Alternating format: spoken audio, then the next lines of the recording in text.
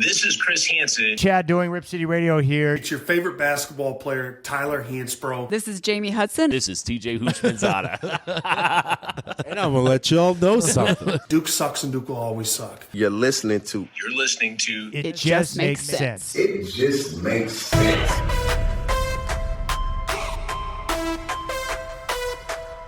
We are sports. We are nostalgia. We are pop culture. And we're funny sometimes. I think overall we're just a good time.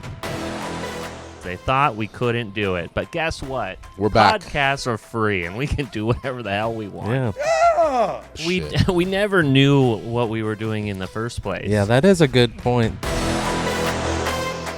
Every Hurley has been successful, but their upbringing tells them that they're an underdog. Zion, you're an underdog. Okay. You ever thought of that? No, sir. No, I have not.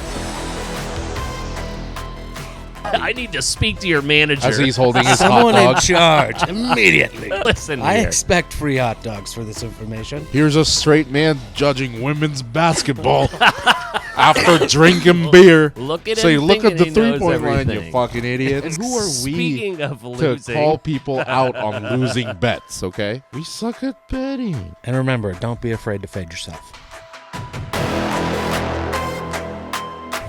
and that is how Juan Magoo discovered Mr. Beast. Man, Mr. Beast just got to all of this because he has more money than I do. 'Cause these are all my ideas. I like to fuck with people. Yeah. He probably listens to our podcast and steals our we got ideas. all of our ideas. My would you rathers would not be PG.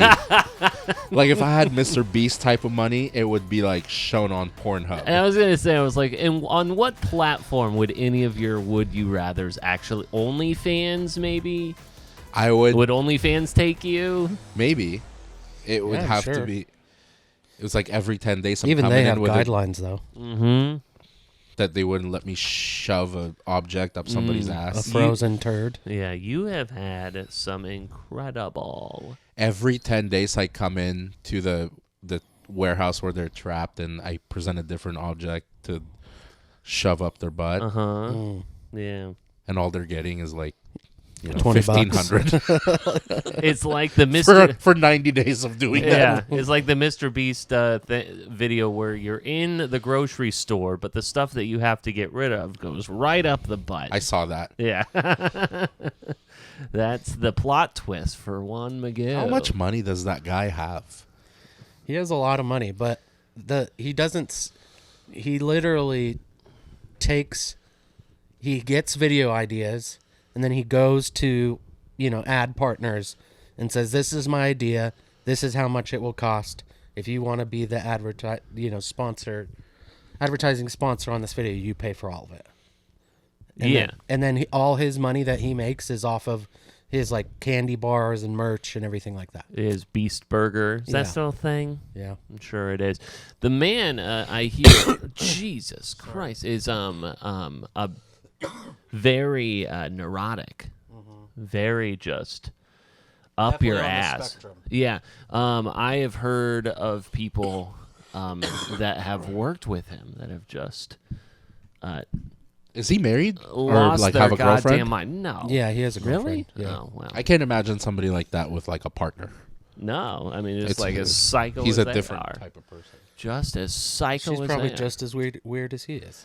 Well, Yeah, anyway. because like when he does a lot of like the, he'll put himself into solitary confinement for 14 days or bury Didn't himself he bury alive himself alive? That for one a was week, weird. and he'll Yeah. talk about his girlfriend when he's like buried alive. So not only is he doing these like would you rather videos, but he's trying to be David Blaine. Kind of. Yeah. No, I think it's just the premise. Like if I'm gonna put other people through it, I need to show that I'm willing to do it myself. Right. Yeah. It's you wouldn't ask anyone to do what you wouldn't do yourself. Would not be Would me. you do your Fuck thing no. yourself? There's my ideas. I would never do them. Oh my gosh. It was just April Fool's, boys. I think I ask this every year. Are you big into the April Fools? Do you still fall for shit? Well, I know that a bunch of people thought that the DJ Burns thing yesterday, there was a report out that DJ Burns, a big man from NC State, that people were starting to look at him for possibly offensive line in the NFL. And That's a good April Fool's. That's believable. it was a legitimate story. It's a wasn't April legitimate Fool's? Story. It is, but it came out yesterday. Peter Schrager from Fox Sports had reported it, and it was a legitimate story.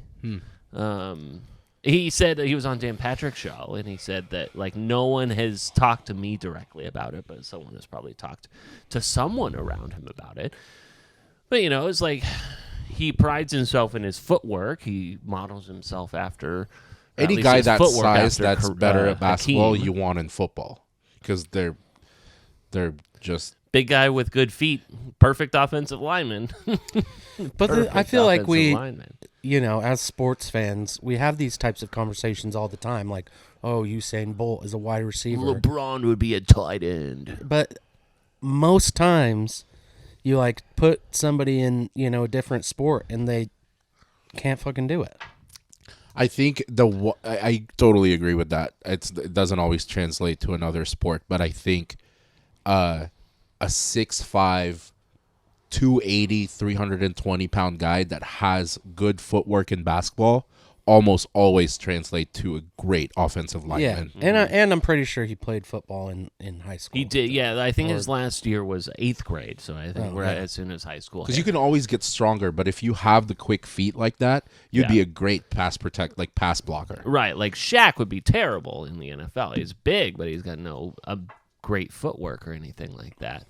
That's how that would go. Well, I mean, what you are looking at on the YouTubes right now, you're talking about translating into new sports. Distance runners now, all three of us. Right? Didn't we just Not get... yet. Not yet. We've committed Not to being yet. distance runners. I think we're running... And I don't know if that's... running I'm a so 5K. far from... I don't know if that baby would be step. considered a distance It's running. A distance. Yeah, not long. We're a distance runner. How long that distance might The be. daddy dash. The daddy. Join us at the Daddy Dash. In The Mount closest Angel. I've gotten to doing anything like this was a March of Dimes 10K walk. Yeah?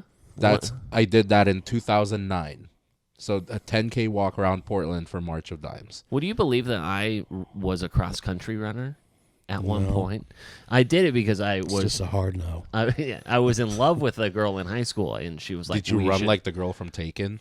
I ran. People always joke that I chicken had wings? sharp elbows. That I had big, and I couldn't even tell or see it or anything like that. But yeah, I was a distance runner for a year, and then It's hard to think I of. would rather It's be hard fat. to think of a runner that has size 15 shoe. Oh God, and That flat doesn't- feet. yeah. It's terrible. I've got like the plantar fasciitis. You have a Hoyd? Never. No, yeah. Did you train by running around in the street? Like you're running around Salem, fucking training? I was in Clackamas at LaSalle at the time. Fartlick Fridays, if you recall. I don't. Fuck is a Fartlick Friday? I think if I remember correctly, a fartlick's like a tempo run, and it's never like it's like at like 70 or 80%, and then you stop for a while and then you do that. Anyways, it's not a full out sprint. It's kind of Yeah. like. Isn't it just called the number? Like, oh, here goes 60%. No. My fastest mile ever was like 6:57. That was a Which long is- time ago. That was a real long time ago. Everything hurts now. Yeah. I think my fastest mile was like 9 minutes. I got under I've 7 never been minutes. small. Did you? Yeah. Yeah. 9 minutes But it was was- like me trying to. That was prime Braxton for sure. Like, I probably like sophomore, junior year of high school. Did you have the buzz cut at the time? Was that buzz cut Brax? I had all sorts of weird haircuts. But yeah, similar time. Yeah. I hate running. I mean, I do too. I figured that out. I would rather bike for 90 minutes than run for 30. I would Same. Riding your bike or stationary bike? Either. Yeah. But I used to, when I lived on the waterfront there in Vancouver, I would go from bridge to bridge, and it was a little rectangle. It was about like 25 miles, and I would do that multiple times a week, and I loved it. I mean, you just go right down the Columbia River. It was beautiful. I was like, I would rather do that multiple times a week than do any amount of running. I just don't like dealing with Agreed. traffic. Yeah. I don't like dealing with cars. But it was all... It's on bike paths. Yeah, it's bike paths, and it wasn't like riding on I-205. It's still You scary. idiot. It was... There were a few times, especially like if it started raining, and then you just like... semis come by you and just like whip up a number. Yeah, fuck that. No, done with that. Mostly because I probably make fun of them, and I don't really respect cyclists, so that's why I don't want a karma to come back and bite me. Cyclists are bold and Entitled motherfuckers. That's what they are. They are. Fuck them. I don't understand why people will take their lives into their hands in that way. They'll just go on Especially these in those outfits. Is that how you want to die? very silly outfits. Yes. Compression shorts with your balls bulging out. Unfortunately, I had a 104-week streak with Peloton that got broken this past week, boys. Uh-oh. It was terrible. I know. You look, this man is committed to cycling. No, but it was because we were in San Diego. San Diego was incredible. Lots of great weather, great food, great drinks. And I ended up getting like half my money back because I complained about shit, because why not? In typical Peter fashion. We get in there and How much did we spend on this trip? Let's get all that money Let's back. go ahead and get half that money back. No, I mean, like, the air conditioner was broken, and then they claimed that it was working before, and then I was just like, showed them all these pictures of how disgusting it was, and then they're You like, just take a picture of the AC. It's not working. I mean, it was disgusting, so I'm glad that we got Is this in an Airbnb? It was, yeah. I know. It's their livelihood, and I'm taking it away from them. Yeah. Yeah, well, screw them. They probably spied on you anyway. That's fine. Probably, yeah. So, so we were just off of San Diego. I came back. We're going to be selling our Peloton here soon anyways, because we are moving, and we have a gym for the HOA, so I don't need the Peloton anymore. So, all right, sayonara. Yeah. Peace out to that. I really want to take it, but I just don't know where I would fucking put it. Yeah. Outside. You No, pretend I like don't you're think that riding I would works. advise against that one. Yeah, don't do that. But so I had an amazing time in San Diego. Not like any like crazy highlights, because a lot of places that we went, Because you do the same thing every time you go. every single time we go. Yes, it's like the first trip we go there. We go to Devontae and Ateca and Youngblood. Basically, Consortium Holdings. If anyone is going to San Diego, just look up Consortium Holdings. They have the most amazing bars, great food experiences, speakeasies, everything. You'll go from Lafayette Hotel to Youngblood, to Part-Time Lover, to Polite Provisions, to Neighborhood, to Morning Glory. All these places. Shout out to Consortium Holdings. Give me my money back. Does it feel like when you go on these trips, does it feel like a new trip? Because you go to the same spots. Does it ever feel like it's a new vacation? You know what? And it's funny you say that. I thought this time that maybe next year I want to branch out a little bit more. No fucking way. Dude. That's That crazy. What a maybe- revelation. That maybe those new experiences would be good. So we shall see. Group trip to San Diego. Braxton or Miguel and I have been down there together multiple times. Braxton, haven't. you're up. I haven't. I did see you just messing around with that gold chain for the first time on the pod. Zoom in, baby. Did you sport that at the women's? What were you at? Sweet 16, Elite 8? Elite 8. The Elite 8. Were you at the crazy No, game? that was Sweet 16. No, it was Sweet 16. You're Okay. right. Yeah, it's UConn Duke. UConn, Duke, and Baylor, USC. Yep. So you did not notice the court? I didn't. I was a little too close to the court. Oh, yeah. Crazy because that I didn't even know this until he told me. A fan noticed it. it was a lawyer apparently. Yeah, A fucking fan noticed it. and pointed it out.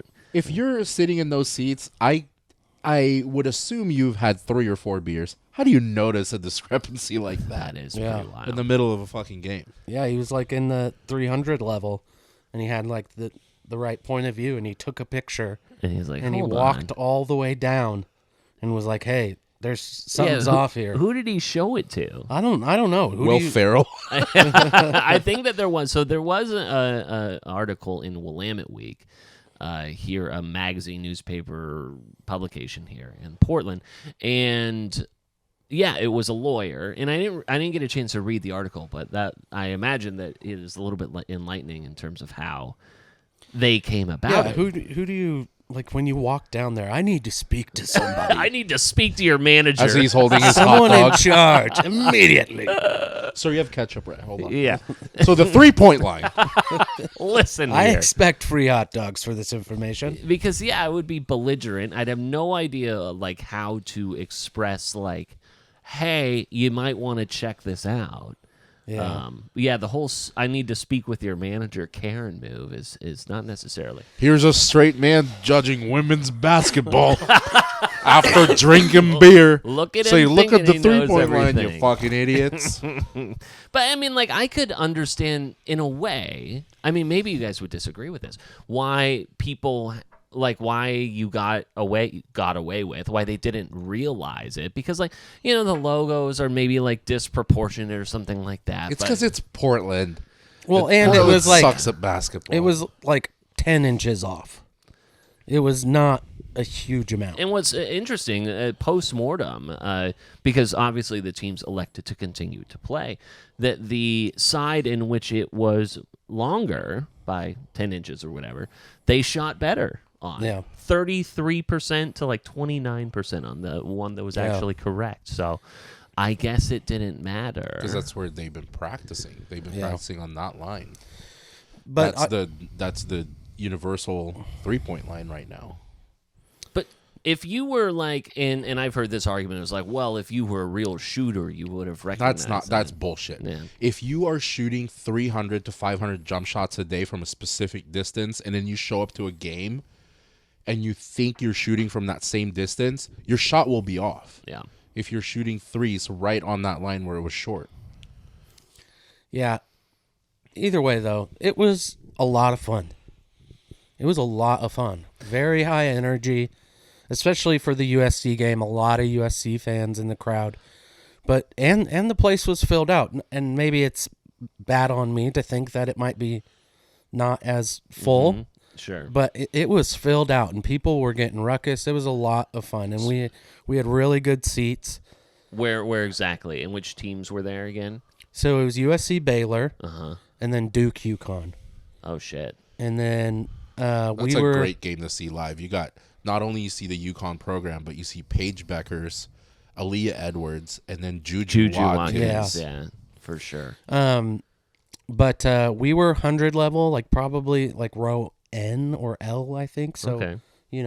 15 rows up. Team side or looking at the team? We were on the team side. Yeah, sure. Yeah. But it was a lot of fun. It was a lot of fun, and it was like, obviously they had some 300 of the 300 section blocked off.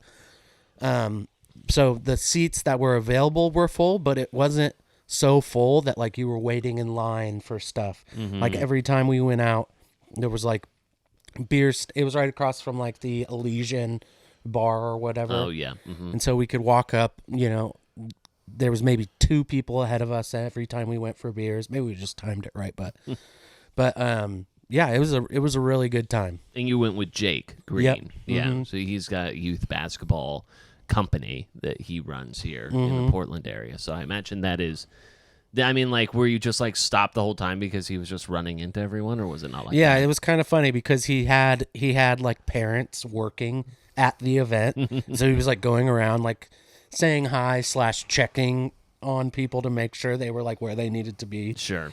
But yeah, everybody was loving it. Oh, right. Like the concession stand stuff, right? Yeah, because Oh, yeah. they're a nonprofit organization. So MODA has a deal where they basically have a threshold where this is how much MODA needs to make.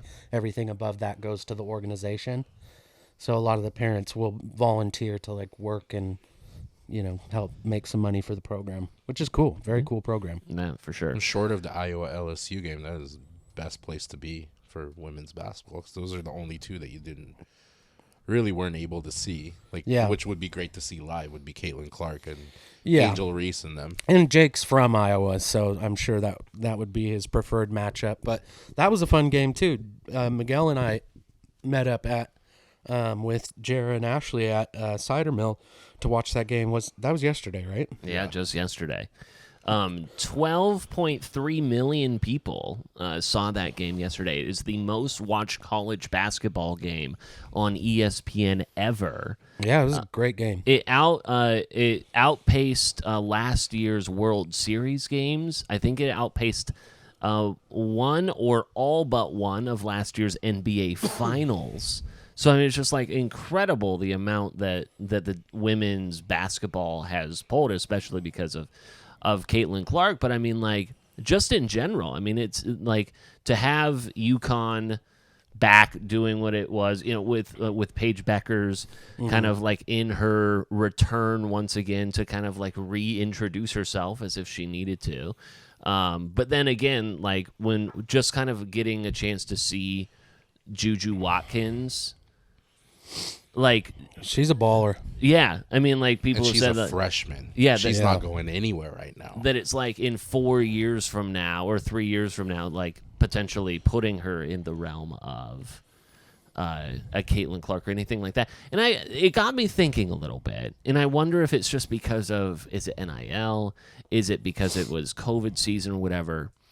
Or maybe like there wasn't anyone to like match up, because like obviously like the Caitlin Clark era saga really like went stratospheric last year with LSU and Angel Reese and that whole drama. Obviously there were other competing factors, but it got me thinking about just like why didn't like Sabrina Ionescu and the Oregon Ducks team have this type of energy, right? I mean, like it seemed like it was brewing then, but like since it has just gone. Oh boy, do I have crazy. an answer for this. Please tell me. I mean, I'm curious about that because like Oregon has had a good number of talent and personalities to come through, and it seems as if they missed. Before Miguel goes, I feel like Sabrina Ionescu kind of walked so Caitlin Clark could run. Okay. You get what I mean? I got you. I mean, she was because I scoring titles, all this stuff. Yeah, and I feel like because it was a COVID year, that probably had a hindrance on, her maybe fame, I guess you could call it. Sure. But if you look back, like she was being covered incredibly heavily, especially with the timing with Kobe and her connection to him. That's true. Like she was getting a lot of publicity. There's no doubt about it. But there's also no doubt that Caitlin's kind of on another level. I mean, yeah, because I mean, at this point, and soon we'll let Miguel talk, which is, the fact that people are starting to say, like, that the women's tournament right now could potentially be more interesting than the men's tournament. I don't think that like we've ever considered that at this point. But okay, Juan. Sabrina is a level below Caitlin Clark. Caitlin Clark has gotten significantly better. Yeah. Because Haley Van Lith from LSU, Paige, they were ahead of her like 2-3 years ago. And then Caitlin Clark just got that much better. Mm-hmm. Caitlin Clark, as great as she is as a face of women's basketball, is not the only reason why the attention that's been brought to college women's basketball is completely different than what Sabrina's generation did or Sabrina's years did. The reason more people are paying attention today is because Caitlin Clark has a villain. Sabrina didn't have a villain. Yeah. Just take a wild guess on who that villain is. Yeah, Angel Reese. It's Angel Reese. Mm-hmm. People want to see Caitlin Clark succeed. They want to see Angel Reese fail because she's outspoken. In their opinion, she has antics.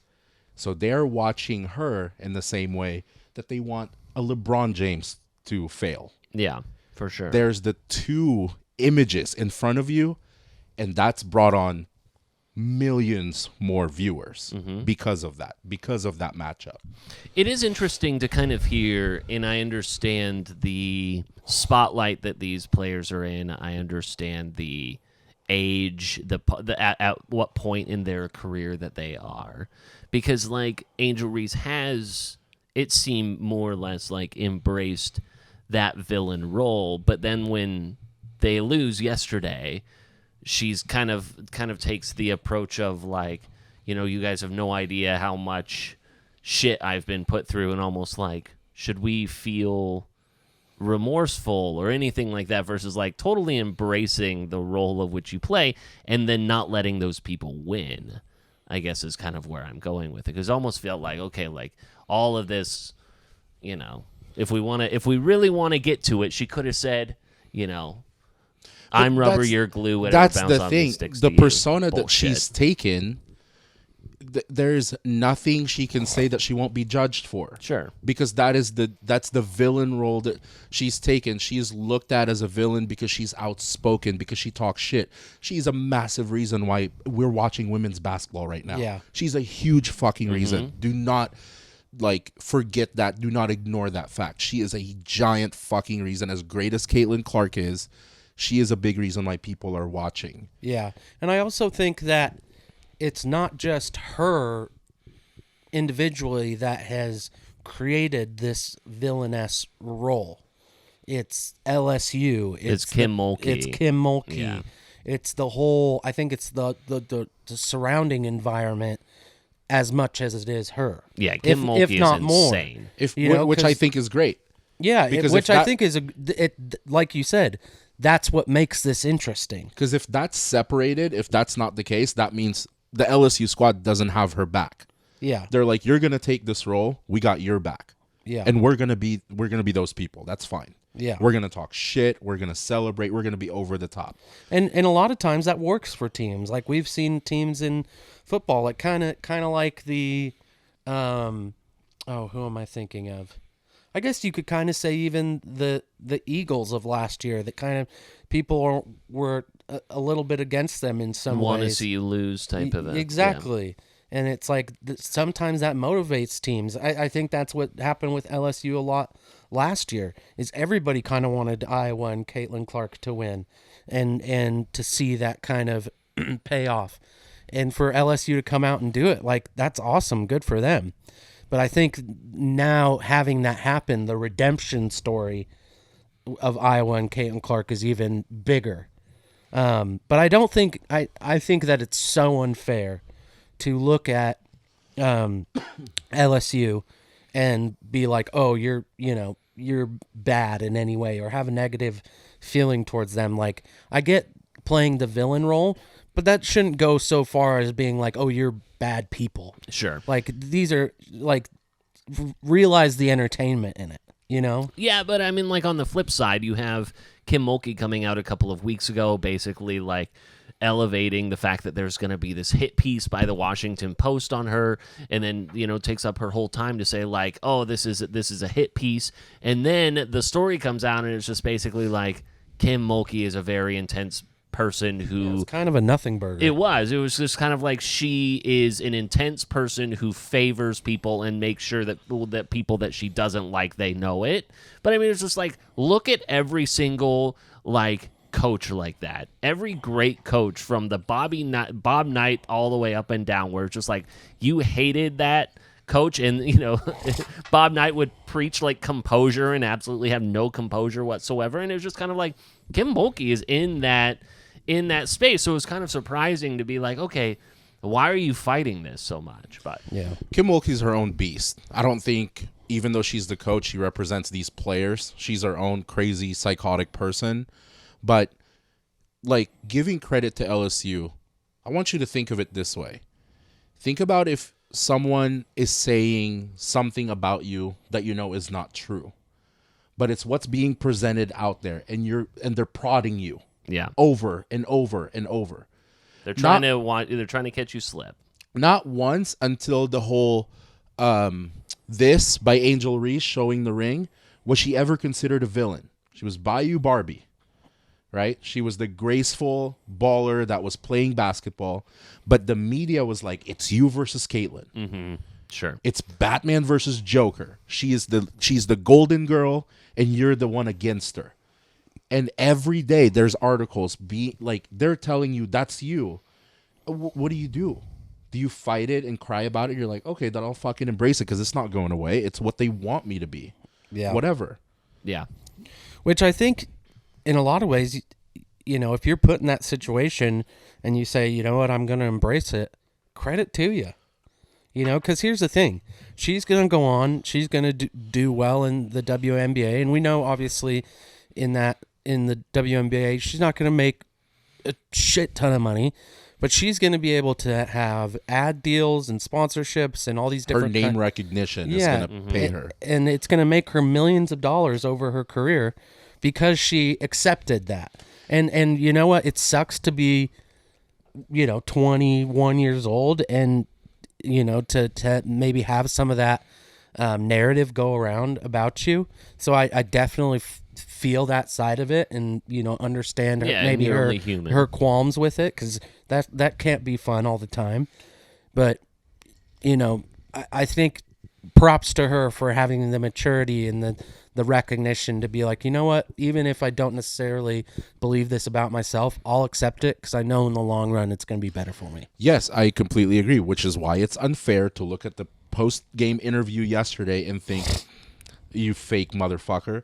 Maybe that's exactly who she is. She embraced the role. She gave you who you wanted her to be. Yeah, but now she's done doing that. But now she's broken down as to who she is, and she has dealt with some shit. Yeah. People sometimes look at athletes like, you're not supposed to be affected by anything, which is bullshit. These are young fucking college girls.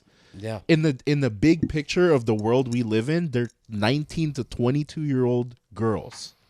Yeah, I that mean, have like the any spotlight, student athlete. the spotlight on them. Yeah, it's the not just pressure the on females. them. I totally agree with you, Miguel. If we look, Fucking media people. I'm just curious. It's all their fault. Yeah, I mean, it's all Peter's fault. It's Let's my be fault. honest. It is. But I mean, it's like at that point, give the people what they want. If they want you to be the villain, be the villain. Like I feel like Dan Hurley does a very good job of that.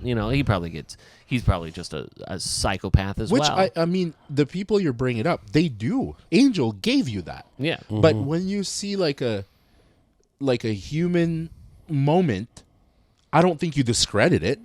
Yeah. I mean, at some point, you can't put on that facade anymore. It's like, well, this is a very sad moment for me that season's over. We didn't go back to back or even make it to the Final Four. I feel Fucking media. But in a way, I mean, just ride it out into the sunset. Always be that person. Be true to yourself, or be true to what the media wants you to be. and honestly, at the end of the day, whatever she's doing is working because Yeah, we just spent exactly. 20 minutes talking about it. Yeah, even ahead of any other sport at this point. I am curious, though, if we look at, let's keep this women's tournament talk going because, we've been talking about, Paige Beckers and her reintroduction. We've been talking about USC and UConn and Iowa. But what about 36-0 South Carolina just No one's lurking talking in the about background? the most dominant basketball team right now. Just 36-0, and no one is saying a word. And I'm sure that's exactly what Dawn Staley wants. And, they probably, I would love it if I was on that team. Yeah, don't talk about us. Yeah. We'll just go undefeated every season and beat every one of you motherfuckers. Yeah, I mean, they, had a little bit of trouble there with Indiana. The 1 versus 14 seed there. But, beat Oregon State, womp womp, 70-58. But then are now a double-digit favorite against North Carolina State. You heard that right. Both UConn's and NC States are in their respective Final Four. So very exciting for both of theirs. We'll talk about the men's thing there. But I mean, so you look at those 4 teams now for the women. Which are you rooting for? Which do you think will win? I am going to go with probably the people's pick of Iowa, but it's just because I have close friends that are from Iowa, Jake and Emily, and it's always fun to see teams that friends, root for or they're from that place, to support them in that. I'm hoping that it's kind of, what goes around comes around. When Oregon's in that position, they'll hope that they win. So that's the only reason I'm going for Iowa. I have no real reason or connection to any of the other teams.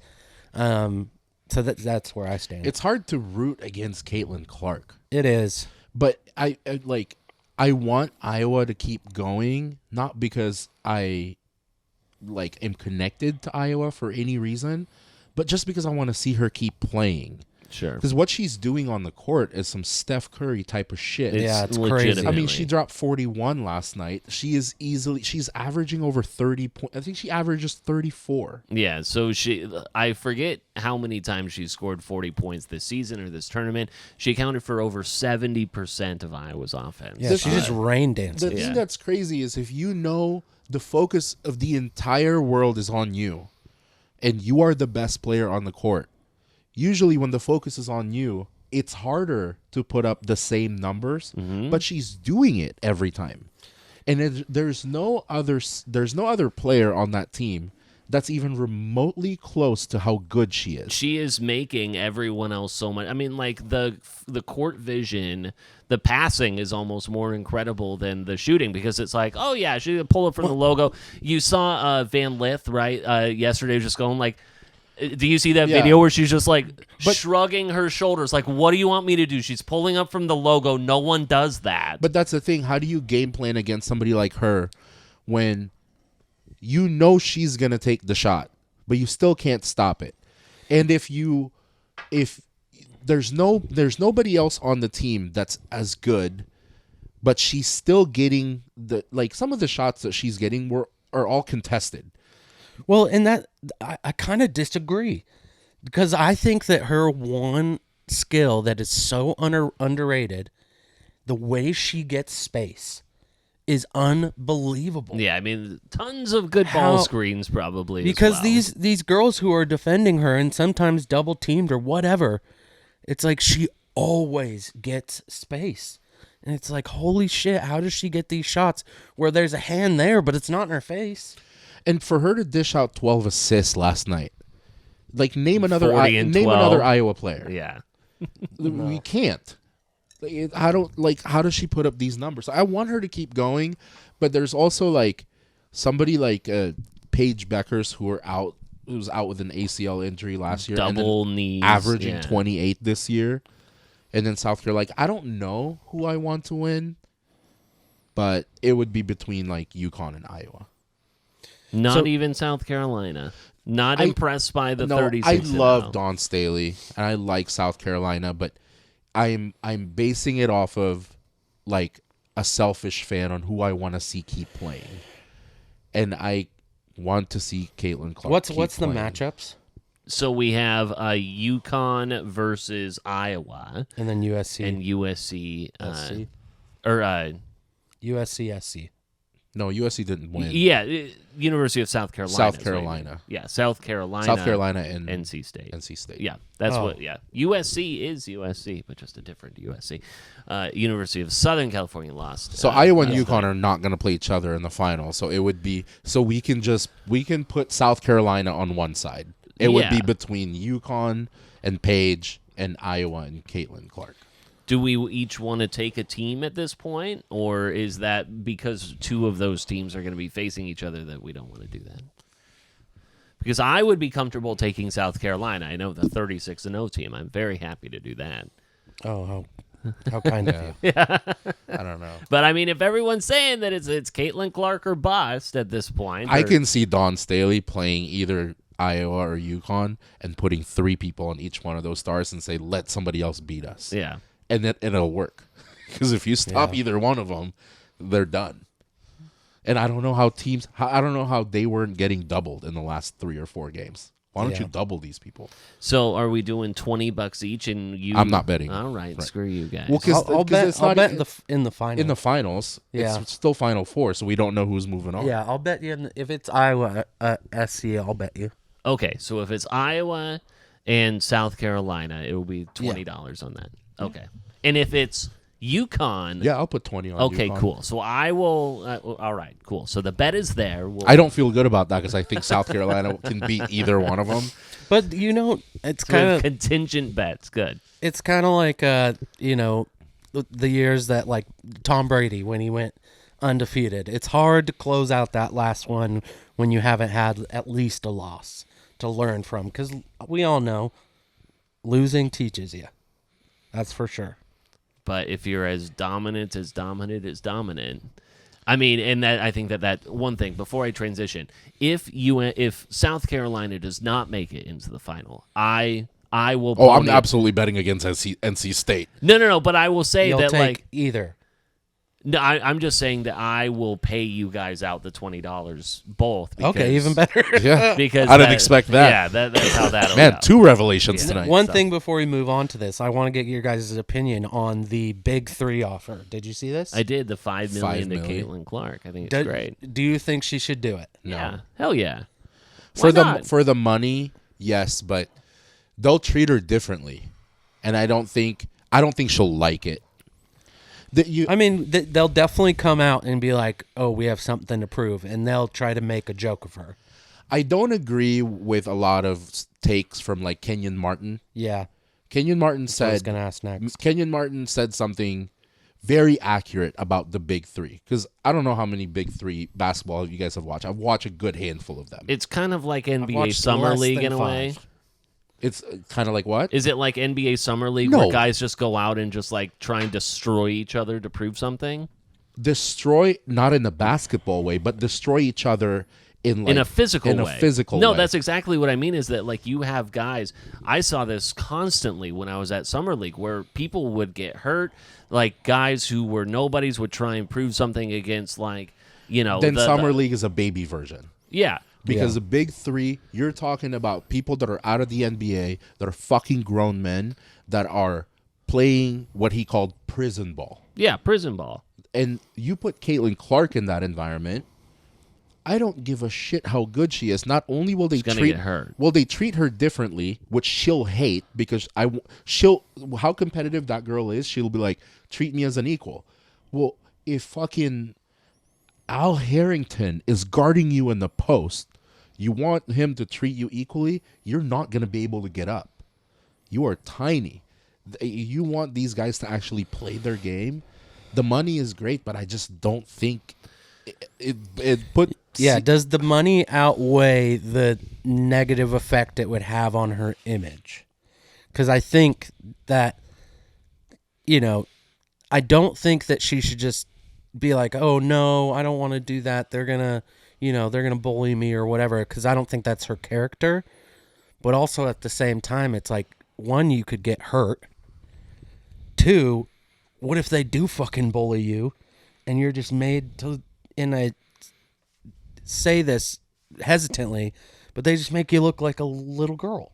These are huge fucking dudes who, kind of like have nothing to lose. yeah, they They're have not playing nothing for to a lose. contract. Yeah. Nothing to lose. But I think people are overlooking the fact that we're so focused on how much less you get paid in the WNBA, the average salary, and how no one pays attention to it. she's going to make so much money outside of the WNBA. Wouldn't we think that the names Caitlin Clark, Paige Beckers, Angel Reese is going to bring WNBA to a whole another level? If the WNBA can capitalize on Yeah, it. if they I think do it that right. if they do it right. Let's assume that you know the types of names that are coming into your league. You have to be a fucking moron to not take advantage of that. Caitlin Clark coming into the WNBA, I think raises everyone's money. Hopefully. Yeah. Hopefully. When it Angel comes to TV Reese, sign- Juju Watkins, all of these girls coming into that league, And those- I think makes the league better. Those 3, are they all 3 coming into the WNBA this I don't next know year? if Angel Reese is, but she has the option. She has too. the option. yeah. She can leave. Caitlin Clark's leaving. Juju Watkins is a freshman. She's not going She anywhere. won't. yeah. Paige. No, but Paige, I think, Paige. can leave. Yeah. Yeah. But I Because that would be like the ultimate media boost. yeah. And I think that ultimately, too, in a way, if the NBA wants to solve their all-star game, their all-star weekend, fold this in. Fold the WNBA in. 2-on-2, something like that you have Sabrina versus Caitlin Clark, and then Or- you or have just 2 do- other versus, you have Steph Curry against Caitlin Clark. That Yeah, type of thing. or run it like you do the 5-on-5 All-Star game, but you've got to have 2 women on each team on the court Something the of whole that. time. Yeah. I saw the. They're not playing defense anyway, so Yeah. what does it fucking matter? I Yeah. saw this Steph and Clay versus Sabrina and Caitlin. I think that would be a great 3-point competition. Yeah, that'd be fun. I know we talked about this obviously, a month ago at this point about the All-Star game. I thought the Sabrina Ionescu versus Steph Curry was the most exciting Exactly, yeah. thing at the NBA. She was a couple of shots behind She from had 2 winning shots. it. Yeah. 2 shots. So fine. that's how the NBA could help could just help advance the WNBA. Listen, I just love that people are paying attention to women's basketball, mostly because I've been paying attention to women's basketball. It's so much more pure. And this isn't like it's fast. This isn't like, like me too. I've been watching women's basketball since we had Portland Fire. Yeah. Since Jackie Styles, since fucking Pat Summit, Tennessee. I think you had like season tickets to Portland Fire. If I not, was- you were at every game. It was the best seats I've ever had at Rose Garden. Yeah. Before it was Moda. And I saw this thing today, especially with how dominant UConn has been. Yeah. And they did like the best all-time starting 5 for UConn, which it makes sense to have Paige Beckers in there. But it was like Sue Bird, Diana Taurasi, Maya Moore, Brianna Stewart. And they put it up against the all-time 5 of USC. Not even Tennessee. Not even talking about Candace Parker, but USC. Now, if you haven't been watching women's basketball for a long time, you'd probably easily take UConn. Right. Let me remind you who's on fucking USC's all time, all right? Lisa Leslie, Cheryl Miller, Cynthia Cooper. Does the name Cynthia Cooper ring a bell? She is arguably the best women's basketball player behind Cheryl Miller ever. Tina Thompson and Juju Watkins. I think I'm taking... Those are... Juju Watkins, we could say, has probably cemented her like as a freshman. Yeah, even as a she's freshman, gonna be fucking great. But the other 4 that I mentioned, these are legendary Hall of Fame women's basketball players for USA and for WNBA. And it's hard to take UConn against that. I'm not team. familiar with a lot of those names, so I wouldn't be able to say. Cheryl Miller is Reggie Miller's older sister. Yeah. Oh, okay. And Reggie Miller has never won a one-on-one matchup against his sister. Let me just That's mention impressive. that again. A Hall of Fame NBA player has never One of the won. best shooters. A most competitive guy who were getting in fights have not beaten his sister once. Cheryl Miller also put up 90 points in a game before. Damn. Cheryl Miller is a fucking monster. She is the best women's basketball player ever to exist. Ever. And the other 3 I mentioned are right behind her. Yeah. Before you mention any UConn players. Well, to kind of transition from the women's to the men's game, kind of with that same platform, because I think it was the last time we recorded, we were talking about colleges, what, all-time college team would you guys take? And I found a post, I think I sent it to the IJMS chat, of a few different schools. Let me see if I can pull it up here. Yeah. So it includes Kentucky, Duke, Texas, Kansas, UCLA, and USC.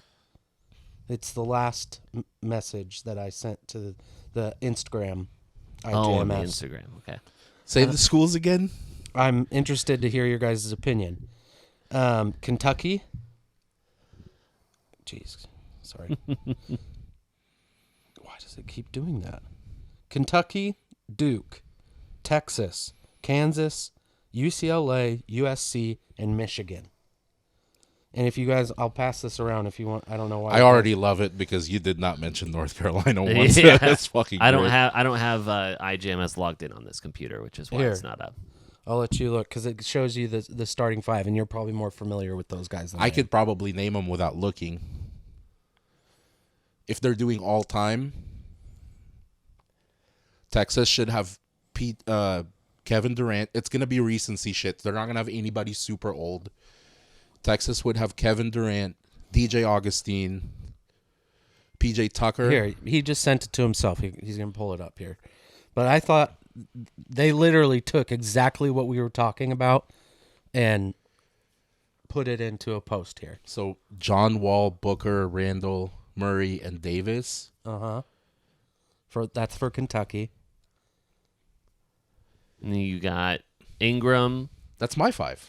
Tatum, Yeah, it's the exact 5 you said. Zion, Bagley, and I think we should say right Kyrie. now, this is recency thing, because if this is all time, you are including people like Wilt in Kansas, Danny Manning. I think you're this including Leitner. I think these are current guys on rosters. Okay, then that's fair. Okay. And then Texas I was right. here. PJ Tucker, Miles Turner. They put Avery Bradley over DJ Augustine. And then Jarrett Jack. Then Jarrett Jack. Not Jarrett Jack. Jarrett. Al? Not Allen. Jarrett Jack is from Georgia Tech. Right. Jarrett's his last name. Hell of an afro on that guy. Heck of it, yeah. Then Kansas there. You've got Morris. You've got Oubre. You've got Embiid. Is that Wiggins? Wiggins, and starts with a D. I don't know. I don't plays for the recognize that. Pelicans now. Probably not a good sign for the Kansas squad. Yeah, probably not good there. UCLA, then you've got Lonzo. You've got Kevin Love. Is Kevin Love playing? I thought he was I think done. he's on a roster. Yeah, then you've got Russ. You've got Norman Powell. And then you've got Zach LaVine. And then So I these thought are it was kind of current funny. players. Funny that they go one more over. Oh, there's one more. Sorry. Yeah, they included Michigan, and I looked at this USC Oh, and Michigan, USC's on there. Yeah. Vucevic, and then they Porter. include Michigan, and I don't think I recognized one person. Let me see. Oh, you know Jordan Poole. Wagner, Oh, yeah. Franz Wagner, Jordan Poole, Keep in mind he Duncan can't see. Robinson, Tim Hardaway Jr. Oh yeah, that is Hardaway Jr. on the far left. Who's number 2? I can't see his face. It looks like Drew Holiday, but it's not. He played for UCLA. But I looked at this, and actually I want to hear you. And obviously I know you have bias with Duke, but what of these teams do you think wins? It's between Duke and Kentucky, and I honestly, you want my unbiased opinion, Kentucky wins. I totally agree. You look at that Kentucky lineup. That Kentucky lineup, if you're taking current roster, that Kentucky lineup, Is their insane. bench is De'Aaron Fox, Malik Monk. Those are starters. Yeah. How are you? I don't see how anybody beats Kentucky. Marvin Bagley is not going to be able to stop Anthony Davis. I forgot Jamal Murray went to Kentucky. Yeah. I shouldn't have, but I did. It's between Kentucky and Duke, and I think Kentucky wins. The only problem I have with these lineups is I don't think they're accurate, even if we're basing it off of like current rosters, because I would name a completely different 5 for UCLA. Not completely different, but like if you're basing it off of how successful they were in college, Darren Collison should be in UCLA. I think in Kansas, and if we're doing all time, you can go back to like Danny Manning in Kansas before Embiid. Yeah, I mean, you could go back to fucking Christian Laettner, Grant Hill at Duke. Kentucky, you can go all the way back to Rondo. So Why Drew can't I Holiday. remember the guy's name? The Grateful Dead does acid. Won 2 championships at UCLA. Dave Matthews, No. Grateful Dead. Yeah, he's on Pac-12 Network. He played for Portland, 1977. Bill Walton. Yeah. Oh. Yeah. Throw him on there. Oh yeah, Bill Walton. Yeah, Bill Walton for UCLA. Yeah. So UCLA here, it doesn't even have Drew Holiday. He was UCLA. Drew Holiday, Darren Collison. I don't think Lonzo deserves to be on the No, on the hell no. 5. Lonzo hasn't played in fucking years. Also, Anyways. before I put up Michigan should just have the Fab 5. Yeah. It shouldn't be Yeah. Jordan Poole. Are you fucking kidding me? But before unless the Fab 5 is on Michigan, I wouldn't even put Michigan. I would put like even a Gonzaga all-time 5 or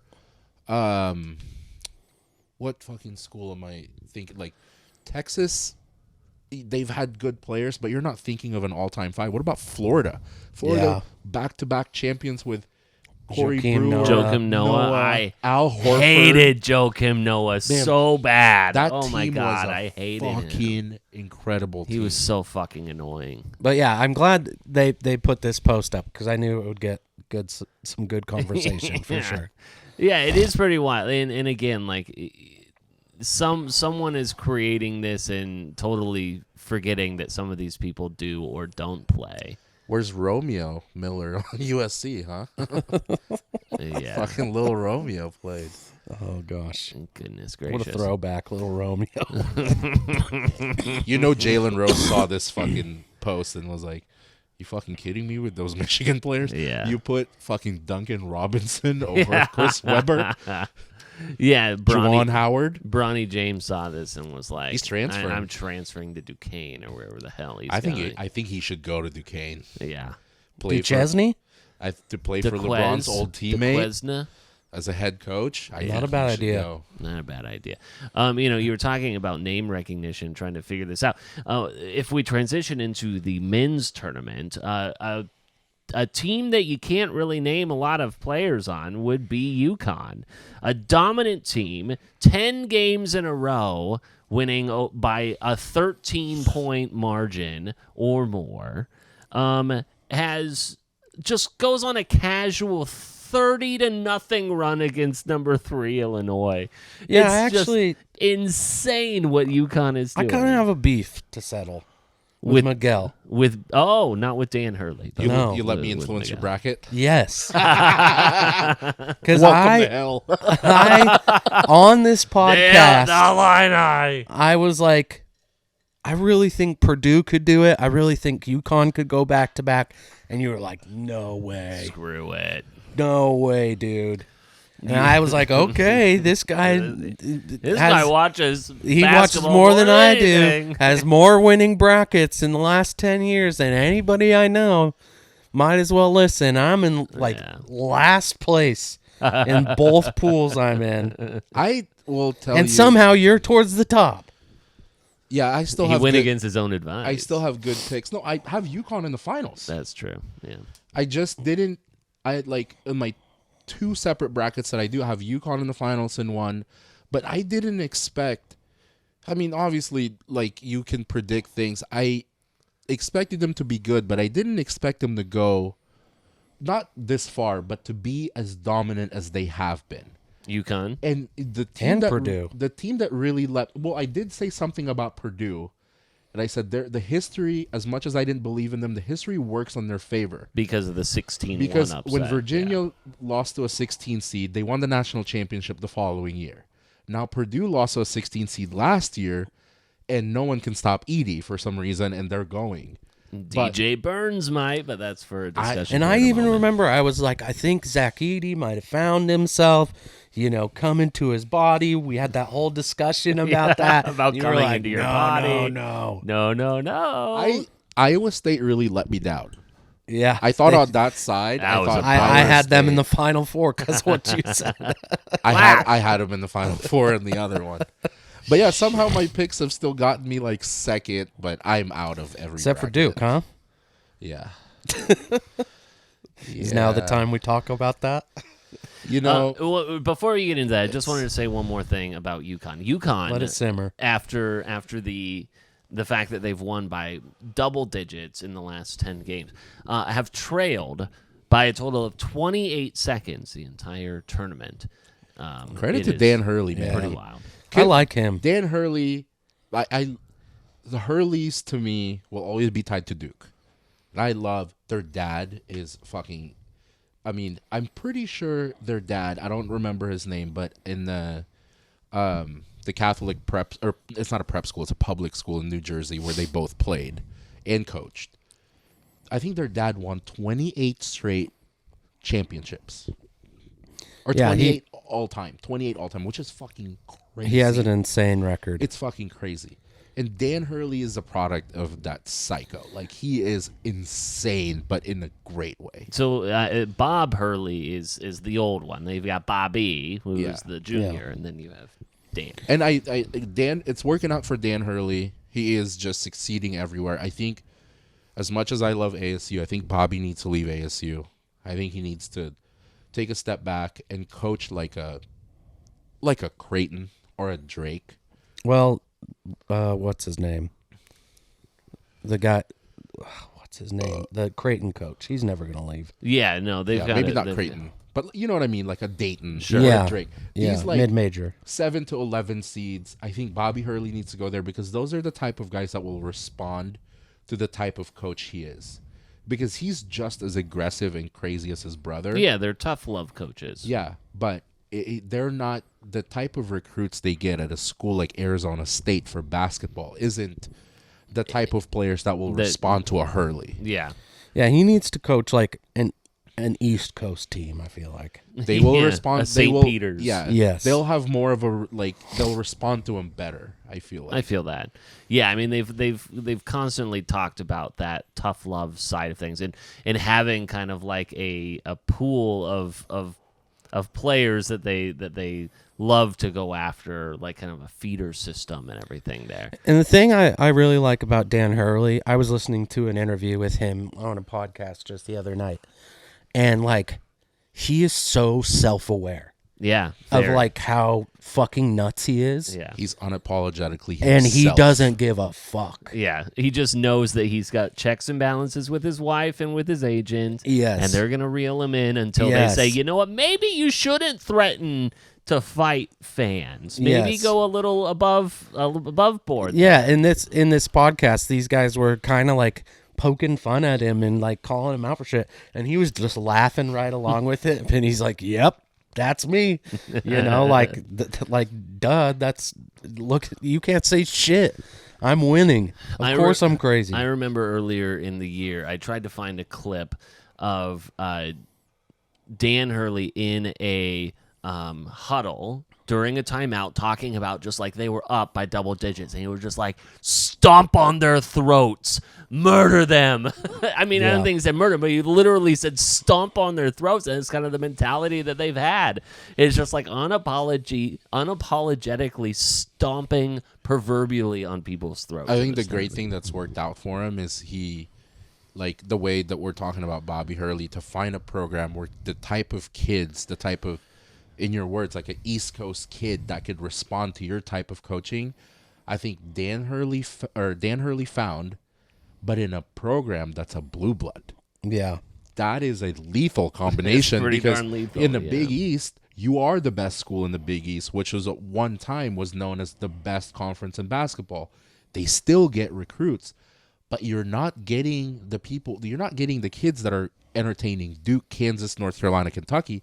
You're getting a step below that, the blue-collar kids that are just as good. Yeah, you're getting the Yeah. tier twos. And they're responding to you, and they are being fucking dominant because of that. Yeah, and what they're proving too is that he's able to then recruit system recruits instead of having to really Deal with transfers and shit. Yeah, and so it's just like managing these types of players that kind of fall within his system, not necessarily. And maybe, you know, there are tweaks here and there to try and, you know, prop up some players. But and like, you know, they're playing out his system. And it's kind of odd to say because obviously they won the championship last year. They're historically a blue blood. They have a great chance of winning it this year. But I think that that UConn and Hurley have found this like perfect area of like, we are good enough to win, but we can also like Fly under the radar in a way. yeah, but also like take on the underdog mentality. Sure. That people, you know, the Kansas, Kentucky, Dukes, North Carolinas didn't want us. The Big East is becoming something that is, you know, wasn't historically as far as basketball goes. Like this year, these ton of Big East teams didn't make it, and the Big East conference is not this same powerhouse basketball conference that it's used to be.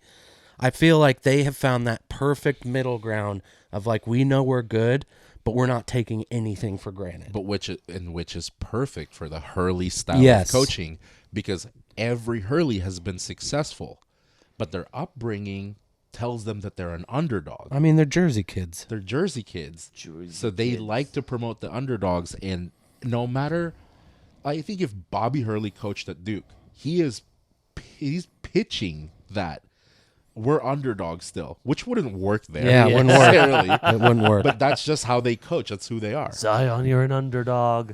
Okay. You ever thought of that? No, sir. No, I am not.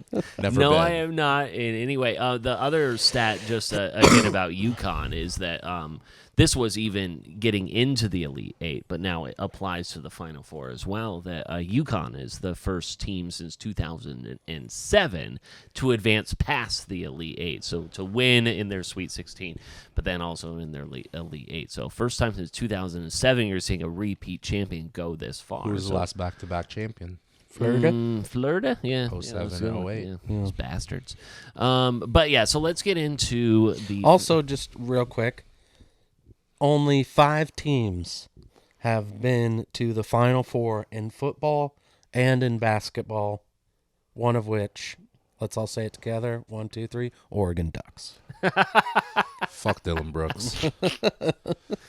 So your Blue Devils lost, and it's a little sad because, people before that were saying, is this, for Duke, is this the easiest path to the Final Four that any team has ever had? It's not.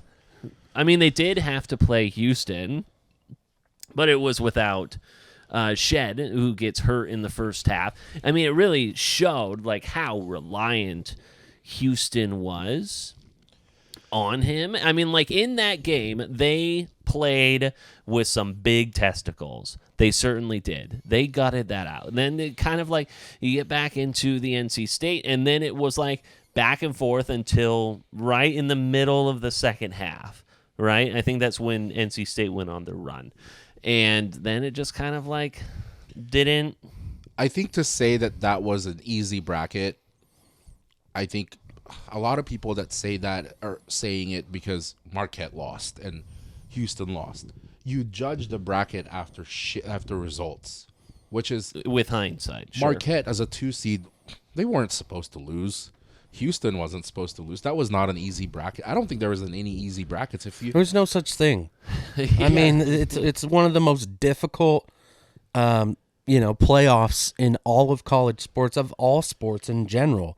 To be able to look at it with hindsight, that's easy to do. But again, we talk about this all the time. 19 to 22-year-old kids who have to play basketball every other day on the biggest stage in front of tens of thousands of people. That's fucking hard. I think if we're gonna be unfair and judge the easiest bracket, it had to be UConn. UConn's side was technically the easiest, and the results kind of speak for themselves. But going back to Duke's championship was the Houston game. I mean, that was their championship. They were spent, and that's not an excuse. They were. The thing is, I told you this.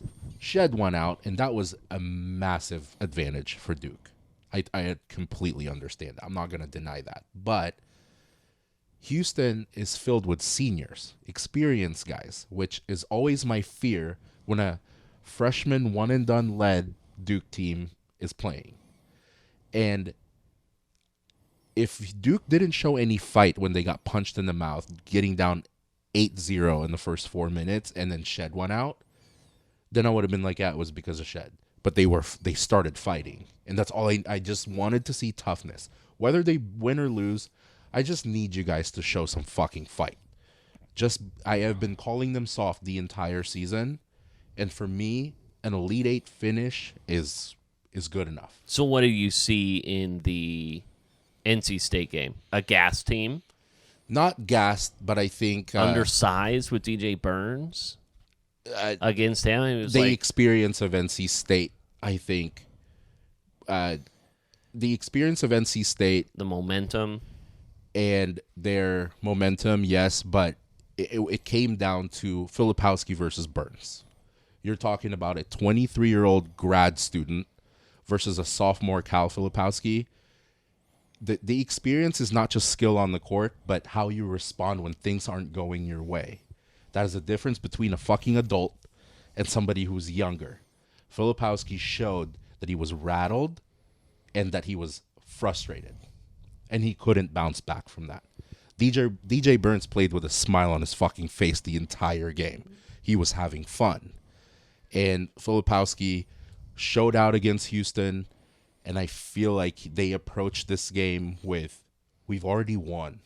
We've already accomplished, maybe to me, like you've already accomplished something better than you expected. Sure. Yeah, Season. happy with what you've done so far. And to go finish in the Elite Eight, I think is a good result. It sucks to lose to NC State, but the youngest player in NC State was a sophomore. Like on the one starter was a sophomore. It was senior, grad student, and that experience will always play a factor against young kids. It is so wild to think how close NC State was from their season ending in the ACC semifinals. I forget who they were playing, but they were down 55-58. Virginia. Against Virginia. And then they score that 3-pointer to push it into overtime. Which Virginia could have just fouled and got them to that's right. shoot 2 shots. Yeah. And then basically ended the game, but they decided not to. End of the game, into the season, all of that. And then, and here they are. I saw a clip or a post. It was like, if you were to take the $100 rollover type of a bet. I hate that. It is. It's so stupid because you never would. But if you rolled over $100 off of this 9-game winning streak of theirs, you'd have over $600,000. Another reason why I wasn't that upset with the NC State game is if there's a battle happening and if your team was making a lot of boneheaded mistakes, like set aside Filipowski getting frustrated, he was battling still, and that's fine. I can live with that. You were tough, you were playing, but there's something that if your team has control over it and they weren't doing it, that is the most frustrating thing as a fan. If they have control over something and they're just being stupid and not doing it because they're either scared or they feel like they can't or they weren't making adjustments, that is a frustrating thing to deal with if they lose. Duke was doing everything. Their shots weren't falling. Yeah. That is something It's you not can't like control. they were just getting rattled. They weren't getting rattled. The shots were not going in. There's nothing There's nothing we can do about that. Yeah. I mean, some of those shots were straight up like, the movie The Sixth Man, where it was like in the cylinder and it just falls out. I mean, Jared McCain still had 32. Yeah, the guy who paints his fucking nails as a freshman still had 32. I like that guy. Yeah, it's great. Jeremy Roach could not get a shot to fall in. Tyrese Proctor was 0 for 9. Field goal, 0 for 5 in threes, 0 for 4 in foul shots. It felt like Roach couldn't get any separation from like anyone. They got more separation against with NC State than they did against Houston. Okay. The shots just were not going in. I can live with that. I can sit there and be like, you guys fought. The only reason I'm happy with Elite Eight is because the shots weren't going in. That is out of your control. Yeah, just There's one of those days type thing. We're not just talking about jump shots. They were missing layups. Yeah. Layups. I know. I was just like thinking, as everyone's kind of sitting down to their Easter brunches or lunches or whatever, and then I could just like, the only thing I could think about is like, because in the background we had the game on and everything. I was just like, I know that it's loud in Miguel's house right now. If you're missing layups, there's nothing we can do about that. That's the thing that pisses you off the most too. You're just like the most animated on this. It's like you're pissed off about it in the moment, but then you get a chance to just like sit in silence after. Reflect, I'm like, if I'm out there playing my heart out, but my shots weren't going in, there's nothing I can do about shots not going in the basket, and that's fine. I can live with that. What I don't understand are Duke faithfuls calling for Shire's head.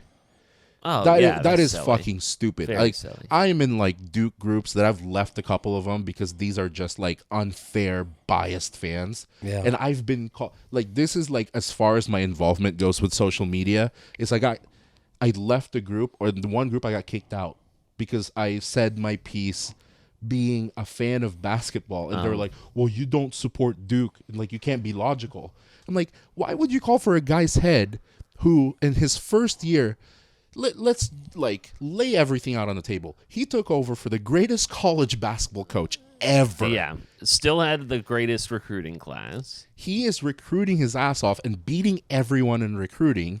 His first year, he won the ACC championship and got bounced in the round of 32. His second year, he went to the Elite Eight. This next year, he has Cooper Flagg and 4 other 5-stars coming in and possibly some players coming back.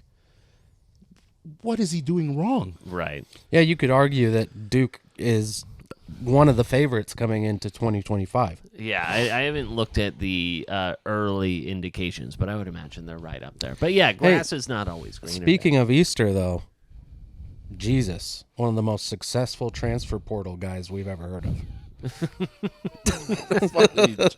What do you transfer from and to where? Death. Back in, yeah. Just bread and wine. Waking up, bread and wine, walking on water. So we've got Purdue, UConn, NC State, and give me a second. You got it. You got it. I don't got it. Not a football school, but Alabama. Alabama. Yes. NC State, another one of these very silly things that probably won't end up happening. You talk about NC State playing with house money, right? That momentum. There is someone else also playing with house money. A $5 free bet at plus 60,000 before the tournament. Someone put on NC State to win the championship. Would cash $90,000. Unfortunately, there's no way that they can even. Well, Get the cash out now. I saw that, and during against Duke, on the first half when NC State was down 6, the cash out for a $90,000 win was $1,500. Oh, that is but I mean, if extremely it's on a disrespectful. free bet, like, would they even allow that? Usually they don't offer cash outs on free bets. He had a cash out of really? $1,500. Oh, well. It wasn't a free bet. I don't know. It wasn't a see free this. bet. That guy was recording himself on like Bleacher Report betting. Interesting.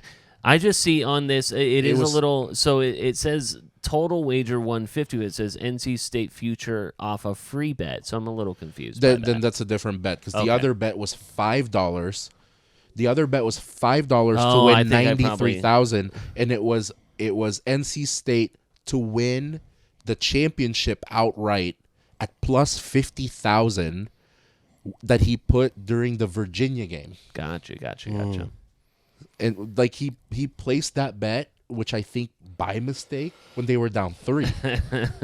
And now he's right. Now he's writing on it. But the question is, maybe we forgot which tournament he was betting. They're saying there's there's always a way, but they're saying if you've been watching Purdue play, the officials are not in your favor. If you're against Purdue. Yeah, they will because call. Zach Edey is going to the free throw line like 15 to 17 times. True. He is fouling everybody out.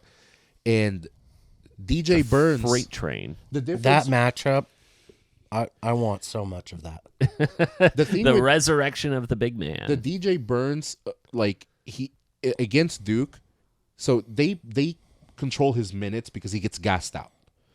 But against Duke, he wasn't having to guard anyone on the post because Filipowski plays from outside.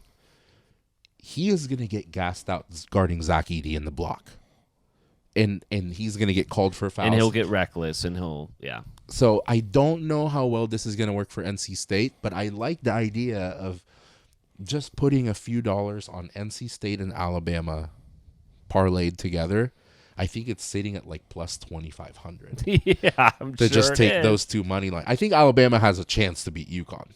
I think they're tough and they're old, and they have good guard play, and they have 3 big guys to take turns, guarding UConn's centers. Yeah, I mean, we're looking at some pretty large point spreads in both of these games, if I remember correctly. I don't have it up at the moment, but I mean, right now, if your bracket is busted, you want chaos. You don't want UConn in there, and you don't want Purdue in there, because that's what a lot of people have in their brackets. You want Alabama and NC State, because if you have enough points, it gives your bracket a chance to sneak up a little bit. Right, for sure. Yeah, you want to be the agent of chaos there. For me, I mean, we're looking at like who do we trust within our brackets and everything. The things that got me this year were I didn't trust Tennessee and I didn't trust Purdue, and both of them just went all the way pretty darn far. Also kind of trusted things like I was like, oh, what about Iowa State? Like, oh, they're dangerous. And again, it's not your fault. I'm capable of making my own decision. The beauty of gambling with your Never bracket listening and to having you. money in it, you're literally like either one game or one weekend away from just nailing everything to being last place. Because had Tennessee won and had Duke won, 3 of my Final Fours would be in. Because then I Duke, Tennessee, UConn, Baylor, and I would have jumped everyone and would have been over, no matter what happened. Yeah. But just like that, you go from like 3rd to 16, Tennessee. Next year, I mean, like obviously, I will still trust your opinion a little bit. But I will be a little bit more measured. Grain of salt. Myself. So I need you to bring don't your listen to me. framed brackets with the ones that you have won. Yeah, Similar I need to see like the trophies. I need to see the hang it up like a fucking diploma or something. Like I graduated. Yeah, with I've this. never spent $1 of any of my winnings. They're all just framed. I'll bring those. Yeah, that's how that goes. So, UConn to me right now, and maybe it was not the greatest hot take ever, but this was back even before the tournament started when we were thinking about like who is, and for me, like UConn remains my favorite. I think that they are going to just stomp on some throats this weekend. Yeah, again. I feel like they're going to handle Alabama pretty well. And I think that Purdue probably gives them a tougher matchup. But regardless of who wins that Purdue-NC State game, I don't think they can measure up. So, okay, do you are you falling in that as well, regardless of how nice it would be to parlay this? Say it's UConn Purdue, because we will have, we will not have recorded yet. Although we might record Monday next week. I need to talk with you guys about that. We might record right after the championship next week. We'll see how it goes. Yeah, why not? Is the championship usually Monday? Monday. Or Tuesday? Yeah, we'll have Monday. So if it is, do you think that UConn could stop a Zach Edey-led Purdue team? I'd like to think so. But no one's shown that they can stop Edey. I really don't believe in anyone else that Purdue has. But Edey is just so... I mean, he's doing 30-20s. How do you stop a 30-20? It's fucking crazy. That's tough to do. And With the Jersey boy. If it would be different if he can't hit free throws. If he can't hit free throws. If he was just Shaq. But, he's getting 11 or 12 of those points from free throws. Yeah, he's like 70-75%, but I don't know if there's anyone left that could stop Edey, but as a whole team, I don't think Purdue matches up against UConn. I would have to say UConn probably. So you do not want to bet Purdue in this game. Do you want to bet Purdue in this game? Let's see how this all falls out. I'll tell you this. I might be willing. Okay. The only reason I am on UConn right now. The only reason I'm hesitant is I don't think UConn's been tested. I think their biggest test is Alabama. Not because it's Final Four, but I think Alabama is really good. Have they not been tested, or have they just been so overly dominant that it doesn't That's why matter? I don't know. Yeah. I don't know. I think if they handle Alabama, I don't see anyone on the other side stopping them. But if they struggle or lose, then I might lean the other way. Yeah. But I think Alabama's their biggest test so far. Yeah. So I open bet. We won't officially have that bet, but we'll see if we can't secure another one by the end. And of the also, I weekend. think it'd be fun to record on Monday. We can watch the game together, record right after. You know why I'm suggesting we record on Monday is I think I need to go to my first HOA meeting. Oh God. God, I hate you already. You're fucking. You're becoming a suburban tool. Yeah. Miguel. Here's a bet. What's the over/under on months before Pete becomes a part of like the HOA board. What's or the before number? I get kicked out of Over my under house. what? I would say over under. I'm thinking like 10 to 12 months. Oh, boy. If we go a year, It's going one way or the other. I'm either joining it or I'm feuding with it. You're gonna stage a coup. if we're going a year, I'm gonna go over. Yeah. Over I'm a gonna year. go over because I think There's he's a bunch of olds in those Okay, positions, okay. probably. Well, then let's go 16 months over under. Because I was gonna go over 12 too. Well, first I think that I need to figure out how I could infiltrate this the is board. Not, stop influencing our bet. All right. I'll still go over. Here's what I think.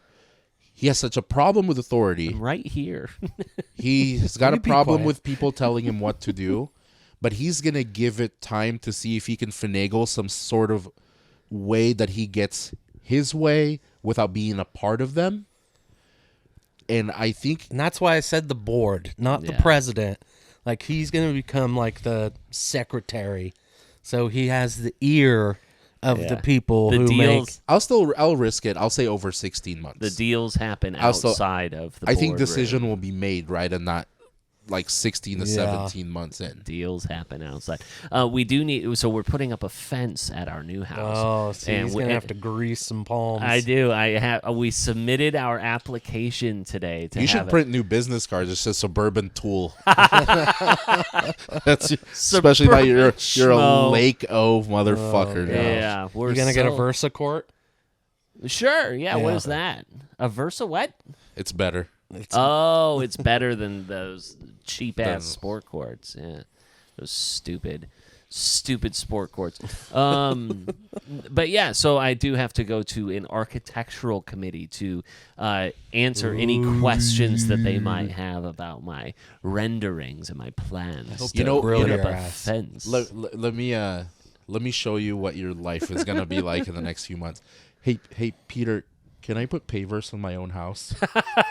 I'm asking you Yeah, as permission to do something to my at own your house. own house. Yeah. Oh, you have to get my permission. Yeah. Yeah, I'll judge you up and down though. I'll be like, you're not doing that right. Yeah, that is your life I don't know as if an those HOA pavers member. meet certification. Were those on the pre-approved list of Gosh, materials? Let me that you grab my did? tape measure. Oh gosh. Can you imagine a fucking HOA member stopping by your house with a clipboard going, the finish on this fence Did we is approve that not gonna shade? cut it. Yeah, you're about 6 inches over the property line. Is this gazebo from Costco? Because we are anti-Costco.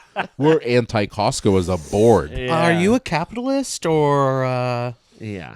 Yes, I'm Catholic. Are you a capitalist?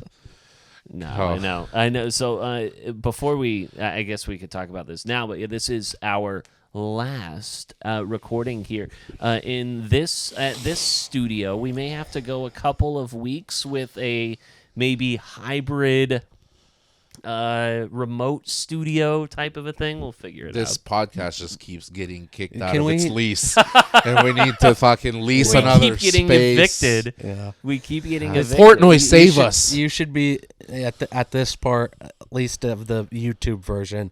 There should be like a little montage of "I will remember you," and just like slow-mo clips of us here at Just this house from the first one, slapping. from the very first episode, and how we've transitioned. That would be so I funny. was wearing shorts and just blasting bare feet. Yeah, Yeah. your nuts hanging out. The first 2 years, every time the camera turns to me, it's just me with an unlit black and mild, and the last 2 years is lighting a black and mild. Yeah. And the thing is I am starting to think that there might be a way inside again, but maybe we're just we might just pick be whatever's the garage best spot. people. Don't Yeah, do whatever. Don't best. cater it to the smoking. Just We pick might- up the best We spot. just smoke in the new house. It's like an old 80s chic house. Who cares? Perfect. Smells weird anyways. So before we get out of here, there's a couple of news and notes that I want to get to, especially in the NFL. Let's see, Carson. Caleb Williams paints his nails too. He does, yeah. He that was big old controversy. Don't know why. Well, I do know why, but people got to get over that. But Drake May, his draft stock is tanking right now. His pro day did him no favors, and a lot of people are. Guess who went up as his went down? J.J. McCarthy from Michigan was because throwing darts, baby. He is the new Zach Wilson. He threw like a 70-yard bomb, like off balance, and people just. He also got the best advertisement that you could ever get as a player entering the draft. Is Tom Brady saying this guy is better than me? Yeah. I was like, whether people believe that or not, that carries a lot of weight. Yeah. So I don't know exactly how it's going to shake out. Like, a lot of this is smoke screens, teams, agents, people saying stuff, trying to bolster. It's all politics. I mean, I would maybe tend to agree a little bit. Just like, you want to see, and again, I know that, like, he didn't play in the best conference, and is this like that kind of player that may be the darling of the draft that people want to say is going to do amazing, like the Daniel Joneses of the world, or Mitch Trubisky, or those types where you just go, is he gonna fall in that world? But yeah, JJ McCarthy seems like maybe the next Zach Wilson type. Whoever's going to New England is going to be screwed. Yeah. We've said it over and over. It's not how good you are. It's the destination you end up. Because Drake May is very comparable to a Trubisky or a Mac Jones even. But, as good as those guys were, they didn't end up in the right landing spot. For sure. You can run them out of the league. And it's weird to say, but I think, correct me if I'm wrong, but I think we'd all agree that Washington in its current state is a better position for either of these guys to land over New England. Patriots, yeah. Which is weird. Which is so weird. But they do have Cliff Kingsbury as an offensive coordinator. So I mean, yeah, they've made all the right moves. yeah. A guy who was on that team, I believe Carson Wentz was with the Commanders at some point, at some right? point, Maybe. yeah. It sounds right. Why does it even matter? The Eagles are going to win the Super Bowl. Yeah, you wish. Or the Chiefs. It's going to be the Eagles or the Chiefs. Well, it's going to be the Chiefs, and not thanks to Rashee Rice and his little run-in that he has gotten into down in, I think it was Dallas or whatever. He's A literal racing run-in. Hurting people. DUI? No, he was No, in hit and run. Yeah, a little hit and run in a leased Lamborghini. He was driving. Couldn't I think control the car. Street racing, broad daylight, him running away. People thinking that they were trying to conceal weapons, all this other stuff. But where I was actually going with this is the reason why the Chiefs will win the Super Bowl is because they have signed a Super Bowl champion quarterback, none other than Carson Wentz as their backup quarterback. They got rid of Henny? Or is he How long has Henny been gone? Isn't He actually still might be there. I have no Henny idea. still the backup? Well, now thought so. now Carson Wentz will be, and I don't hate it. I heard both sides of the argument there, and I just go like, I didn't hate it when that came around. I will, obviously because of Mahomes. Doesn't deserve it, Because but- of Mahomes and Kelsey, you'll never write him off. But, man, they move. The Chiefs are very good in dealing in silence. They just they don't participate in the Saquon and the Derrick Henrys of the world, but they'll come out with some sort of roster that helps Mahomes. Yeah. The Rework contracts, re-sign Chris Jones to a long-term a deal. great Fuck it. slot receiver, like somebody who's not Kadarius Toney that can actually hold on to the ball, and they'll be back up there again. They sure Yeah, will. I mean, Carson Wentz is a name, but it's like Does that change anything? Mahomes will never come out of the game, no matter how hurt he is. So Yeah, it that's doesn't matter. true. But I mean, should he? I think that's kind of like, all right, like I get why a Carson Wentz would work in that situation. Yeah, sure. Should he be able to keep himself healthy in Yeah. that? I am curious. I would imagine that the NFL and the Chiefs and Rashee Rice and the money will help this legal trouble go away. It's not like a Henry Ruggs situation where anyone died, luckily. Otherwise, he would be Yeah, right but there within was... that. There were people hurt. Yeah, it was a mother and a child, Yeah, can't do that. which is not great for optics. Isn't Calvin Big optics, Isn't man. Calvin Ridley also on the move, or has he signed already with another? No, team? he signed a huge deal. Yeah. Huge deal. with the Saints. Tennessee, right? Mm. Am I right in that? Hold on. Who signed big with Tennessee? Calvin Ridley. 'Cause I thought I thought he stayed with the Jags. Nope, he signed Tennessee? that big deal with Tennessee. That's who it was. I thought he would have been great with the Chiefs. Like if they were in the running for him. It was a big old thing because everyone was like, wait, so hold on. You went and signed Calvin Ridley to this big deal and you wouldn't pay A.J. Brown, yeah. just like years earlier. Yeah. But yeah, so he signed a 4-year deal with the Tennessee Titans just back on March 15th there. I don't know how exciting the draft is going to be, but the NFL free agency is It's been significantly electrical. more exciting. It's been super electrical. There's so tapes electrical. everywhere. People are getting electrocuted. You know what I mean? You and me, Juan Magoo, have a bet as it relates to Currently? what the, yes, as to, we've got a few as to what the Chargers are planning on doing actually. And I thought I had this link, but let me find it really quickly. It was Jim Harbaugh who was talking about how he views the draft and what he may or may not plan on doing there, and just kind of like his overall philosophy. Here it is. He was Before you say that, I thought that when we made that bet and everything that's happened since, I thought my bet is going down the drain. And I say that they are going to draft a wide receiver. Yeah. And you think that they're going to go after... I thought they were Bowers. big on Brock Bowers until they traded. I made that bet before they traded Keenan Allen and Mike Williams. Yeah. And I'm like, well, no shit, they're going to get a fucking wide receiver now. Jesus. Here is Jim Harbaugh talking recently just about draft philosophy and players that he may or may not value in. The offensive line to me is important. I mean, if I ask you the question of like what position group depends on no other position group to be good, but every other position group depends on them to be good, you know, what position group is that? Offensive line. They're not relying on any other position group to be good. They go out and they're good. But yet every other position group relies on the offensive line to be good. And then the D-line, they'll be the ones that argue back. We don't need the offensive line to be good. Do you? Do you like it? Do you like when the offense has a 12-play drive and you know the field position? Yeah. Oh yeah. Okay. You're right. You know, it's like so. Yeah. That building that kind of offensive line. That's exciting. You know, can't wait to do that. April 2nd. Let's get it started. Let's go. So I thought that was a little telling. Obviously, you have NFL free agency, but then within the draft, and You mentioned nothing about wide receivers. right, he mentioned everything about offensive linemen, which was where I was going with that, which made me question whether or not they may actually go wide Honestly, receiver, despite the fact that they will. I mean, you could consider tight end to be offensive line. Nope.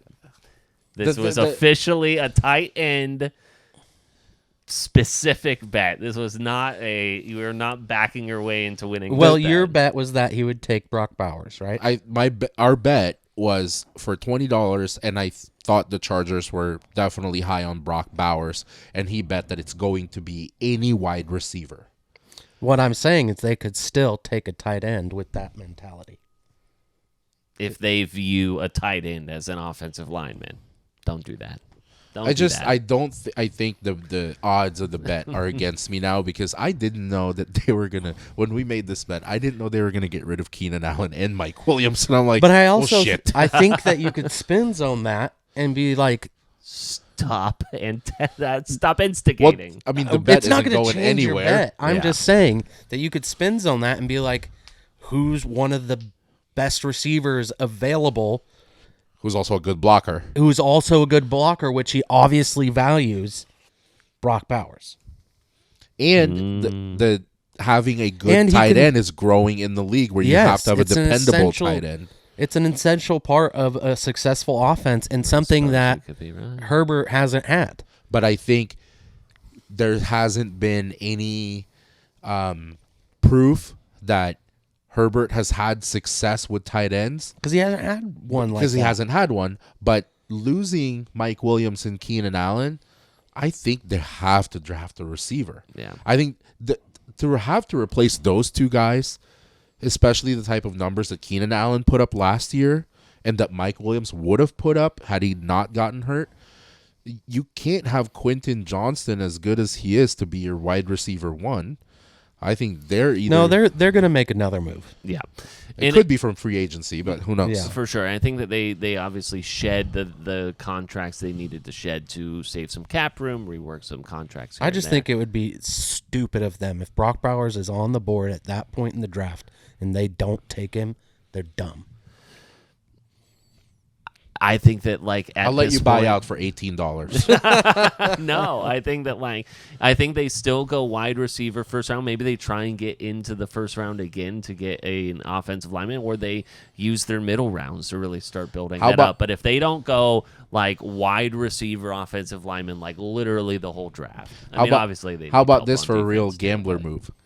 Right now, since we made the bet, I made the bet with Keenan Allen and Mike Williams both still as Chargers. Yeah. And then since we made the bet, they are gone. There's a pretty good likelihood that they're going to draft a receiver. Sure. In the first round. Now, I'm still at a disadvantage here. Correct. What if we double down? Talk about some big ball degenerate type of shit. Okay, well, are you... What was that sounding? We were in a safari just 2 seconds ago. Yeah. What are you suggesting? You give me 2-1. I thought you had anything legitimate to offer. I thought you were just doubling down the bet. Yeah. How about we add this? Keep the bet the same. Okay. So the bet stays at $20 no matter what. If they draft Brock Bowers, you have to buy me Fogo. Ooh, if that means they we draft get a to wide go to receiver, I have to Fogo. buy you Fogo. Okay, so it's a Fogo bet as well. It's a Fogo bet on top of the 20. Okay. Pussy. Woo! Grambling. Okay, and if it's neither, you guys have to buy By you, Fogo? buy me Fogo. We get nothing. If they Shake. Do you want the offensive lineman in there? Do you want to get in on the offensive lineman? Only if I get Fogo. Hey. Okay, so if you have to remember, he posted this video to try and influence some type of shit. Yeah. Which I think he's trying to trick. Yeah, he's being sneaky. Yeah. So do you want the offensive lineman, Fogo? Do I have to pay anything? Yeah, I mean, you have to. It's the 20, and then I guess the other 2 would then split. It's basically a $50 additional. No, I'll let you guys keep right, this well, one. hash it I'll out. find something You'll else. find something else. Okay, Some other way to get Fogo. Good. I also, we already shook on it, so I just meant the salad bar. $28, bitch. Woo!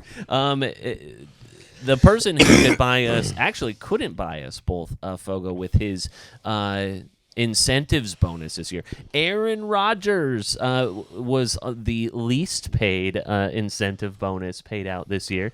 He played 0.33% of all snaps for the Jets this year and received an $81 incentive bonus from the Jets. Good God. While Brock Purdy, they have this incentive for players that do not make a lot of money. We all know that Brock Purdy makes under $800,000. For now. He basically doubled his salary, Brock Purdy did, with a $727,000 bonus, basically doubling his salary based off of all of the Good for him. things he did, but still underpaid at that point. But I just thought it was really funny that I just learned this. Aaron Rodgers I just got learned this, though. $81. This is California is one of the worst states if you're a professional athlete. The jock tax for California Huge. is fucking stupid. So bad. So in that 760, He's going to see like jock 30% tax of that. and 6 other taxes that's taken out of that, he will get about 390 of it. Yeah. I saw Eric Armstead has done this before, former Oregon Duck, has broken down his physical weekly or The jock tax bi-weekly. is the highest in California. So This stupid. might be a very dumb question and maybe illegal. Could you set up like an LLC in Connecticut, like somewhere, or Delaware, I guess, is one of those states that... So no, the thing is that just a shell corporation? So the biggest thing, for a shell corporation, yes, but the way that it works for professional athletes, actually, so when you get your bonuses, yes, you're absolutely screwed there. These guys are paid as independent contractors as well, so they actually have to do their taxes in each of the states of which they play. So, obviously, if you're on the 49ers, for instance, you're playing all your home games and therefore playoff games and such at home, and then therefore you are taxed in California. But say you have a road game in Chicago, you have to pay Illinois tax rather than California tax or whatever. So these guys have to do individual taxes in a ton of states depending on where they end up playing. It's hard to find loopholes with a professional athlete. It is. Because if you're doing like a shell corporation or something like that, one of the ways that you could do it, that you could get away with it, is if you're an average Joe that doesn't make a lot of noise. There's just not a lot of ways for a professional athlete to find loopholes and find ways to avoid paying that tax. Right. Because they make you. That jock tax is almost made up by the fucking country. Oh, you're a professional athlete making millions of dollars? Here's a new tax bracket. Here's the jock tax where you have to pay a shit ton. And California leads the country in how much they take out of a professional athlete's paycheck. Damn. Which is why this Shohei Ohtani signing with the Dodgers was so controversial, because he took a minimum salary and deferred a ton of money until after he's basically going to be done playing. So, in this 10 years that he is playing, he's going to get paid nothing. But by the time it ends, all of this will be deferred until 10 years from now. He will then live out of country, likely, or live in a state like Texas or Florida that doesn't have an income tax. And then that's how he's going to get circumvent those rules, which I'm surprised that they allowed. But that is the one loophole, that if you don't need the money right now, if you can live off of the bare minimum, not even bare minimum, but if you could live without that contract right now, then absolutely fucking do it. And the thing is I don't know that other leagues allow that. I haven't heard of that, of them allowing Jamal deferred. Mashburn did a similar thing with the NBA. Did he? Or was that just stretched by the teams? Because teams can stretch contracts. Jamal Mashburn, as you know, is one of the most successful businessmen coming out of the NBA. Yeah. He did something with his endorsements. I think he lived off of his endorsements and his salary, which was not very big, but every other money he got, endorsements and bonuses and all that, I think he pushed it.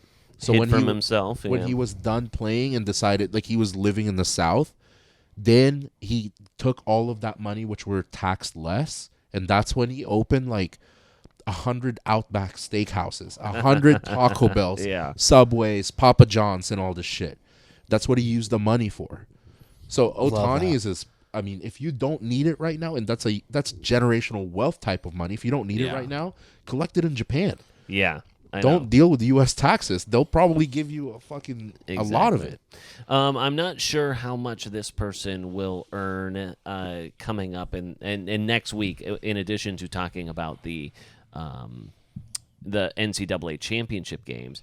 We will also be talking about the Masters. You had Tiger Woods' withdrawal from. Oh, he's not playing? No, he withdrew. Hurt? And yeah. can we all agree we're gonna come prepared to pick 4 teams? We're gonna do that same format. Yeah, for Or sure. 4 players. Yeah, 4 players. For our Absolutely. team. Snake draft. I will tell you this: one of my people will not be Rory McIlroy. Apparently, had a practice round or one of those scouting rounds, I think they call it. A shot like a 79 or an 80. So, no, thank you. Blanks. He's just throwing you off. Yeah, I'm sure. he Sometimes was. that's good. Yeah.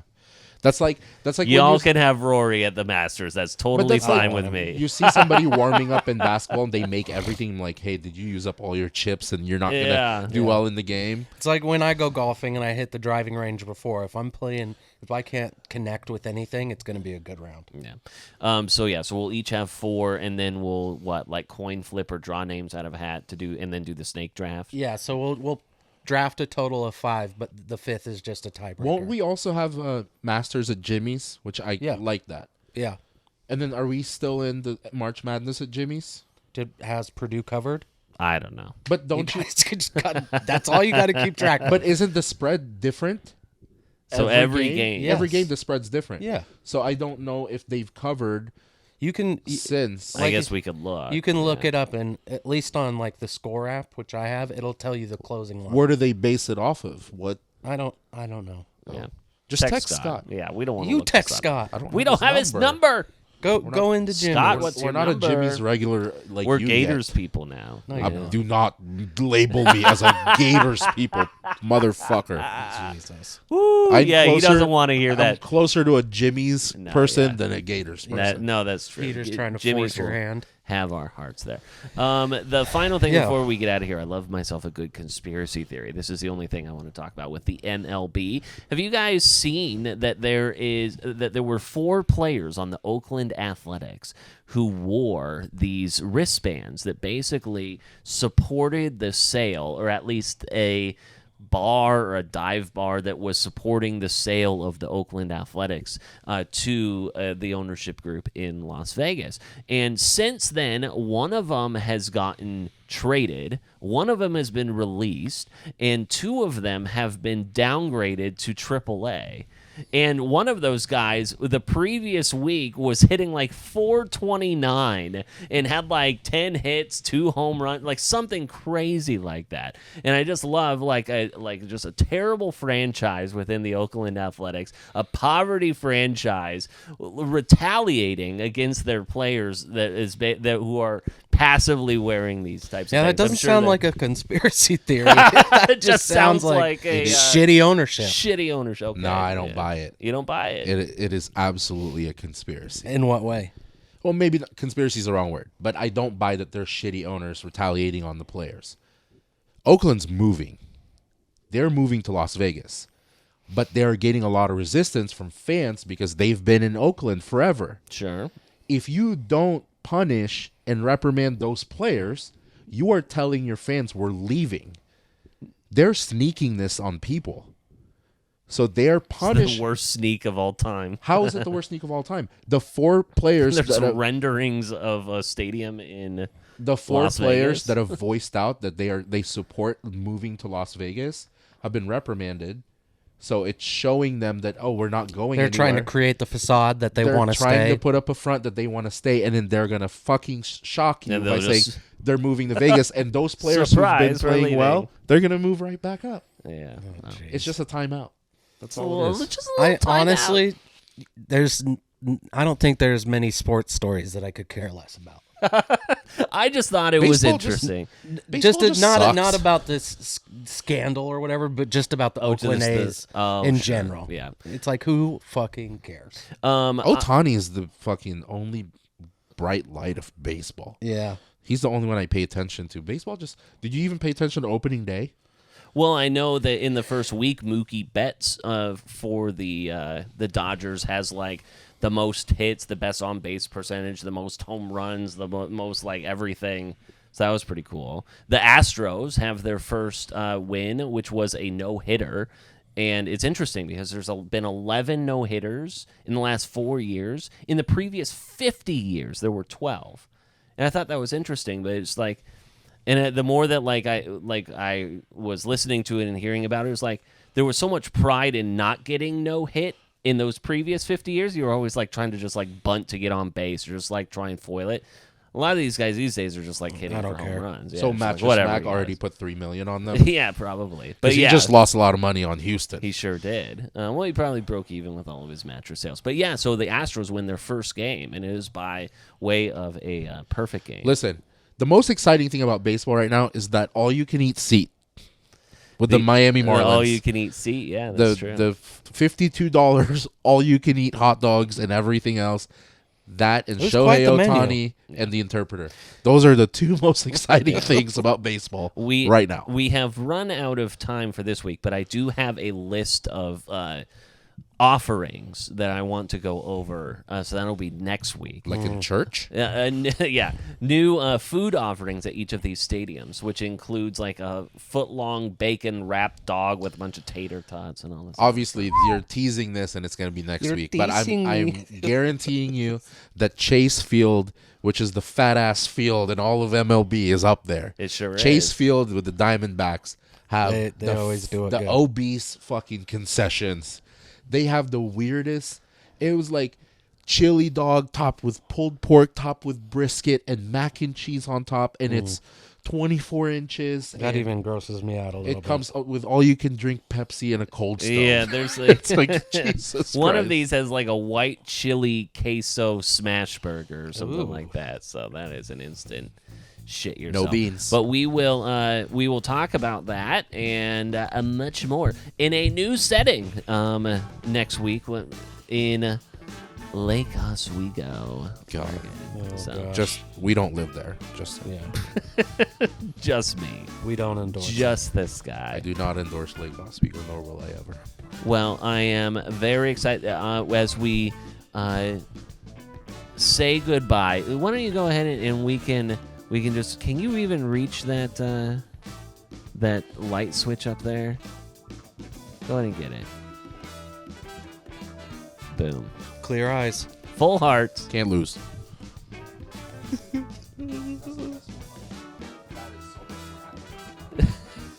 Full heart.